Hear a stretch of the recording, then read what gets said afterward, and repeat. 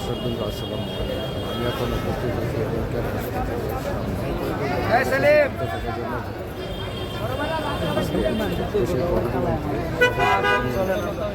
হাসপাতালের BNP chairperson Khaleda Zia মৃত্যুবরণ করেছেন।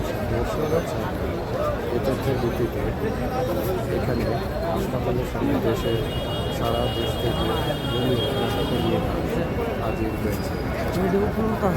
বৈশিষ্ট্য তারা কোনো হিংসায় বিদ্বেষ নাই, তারা অহংকার করে না, নিরহংকার, তাদের মধ্যে লোভ নাই। এবং সর্বশেষ আপনারা জানবেন যে দীর্ঘ আজকে যে মহাকাব্য এবং আপনার এত বড় একটা জীবনে তাদের নিজস্ব একটা প্লট নাই, একটা বাড়ি নাই ঢাকা শহরে, এবং আপনার এরকম বড় কিছু নাই, ফ্ল্যাট নাই। এখনও খালেদা জিয়া ভাড়া ফ্ল্যাটে থাকে, তারেক রহমান একটা ভাড়া ফ্ল্যাট নিয়েছে। অথচ এরপর মানুষ তো বুঝবে নির্বাচনে। আমি মনে করি বেগম খালেদা জিয়াকে যারা পছন্দ করবে, যদি বাংলাদেশের মানুষ বলে যে ধর্ম বর্ণ দলমত নির্বিশেষে বেগম খালেদা জিয়া হচ্ছে সকলের অভিভাবক, সকলের কাছে প্রতীক, তাহলে তারই সুযোগ্য সন্তান তারেক রহমান এবং তারই দল হচ্ছে বিএনপি, তারই মার্কা হচ্ছে ধানের শীষ। সেই ধানের শীষকে তো মানুষ ভোট দিবে। এবং আমি মনে করি যে আজকে হয়তোবা আমরা আশায় আশায় বেঁচেছিলাম যে এখানে থাকলেও আইসিইউতে থাকুক, সিসিএতে থাকুক, আমার নেত্রী আসবে, আমার নেত্রী বেঁচে আছে। প্রত্যেকটা মানুষ কিন্তু আশায় বেঁচে থাকে। আজকে হয়তো বা সেই আশাটা আমাদের পুলিশটা হচ্ছে, কিন্তু আমি তো চিৎকার করে বলতে পারি, তোমরা যদি আমার নেত্রীকে ভালোবাসো, তোমরা যদি আমার নেতাকে ভালোবাসো, জিয়াউর রহমানকে ভালোবাসো, তাহলে কেন আমাদের সেই নেত্রীর ধানের শীষকে তোমরা ভালোবাসবে না?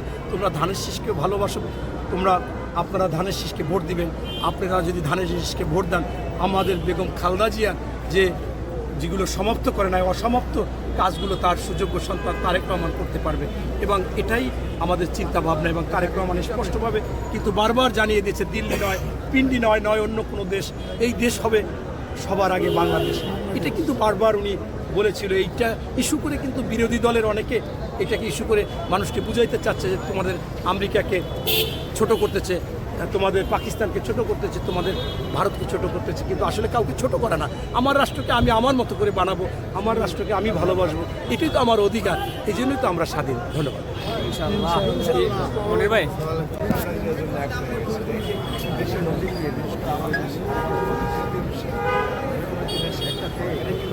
ঘটনা যে একজন মানুষের সবাই হ্যাঁ বলেছেন, একজন মানুষের কথা নির্দেশ ওনার অভিভাবকত্ব সবাই করেছেন। সুতরাং এই ধরনের একজন মানুষের বিদায় নিঃসন্দেহে একটি দেশের এবং আমরা মহান রব্বুল কাছে প্রার্থনা করে যে পথে বাংলাদেশকে নিয়ে যেতে চেয়েছিলেন, তার উত্তরসূরিরা, তার সন্তানরা যাতে বাংলাদেশকে সর্বোচ্চ নিয়ে যেতে পারে। পাশাপাশি আপনাদের কাছে আমাদের অনেক সংবাদ পরিবেশন করেছেন,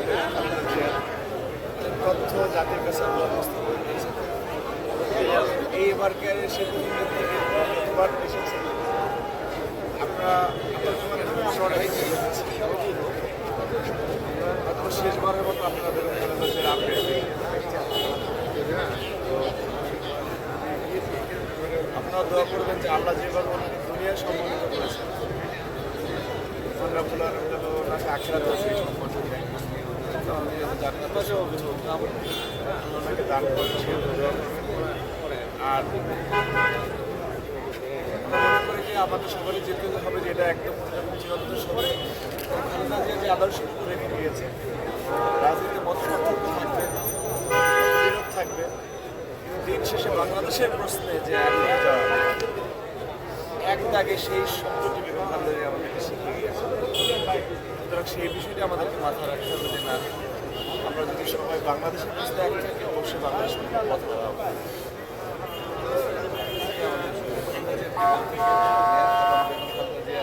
সেই কাজটি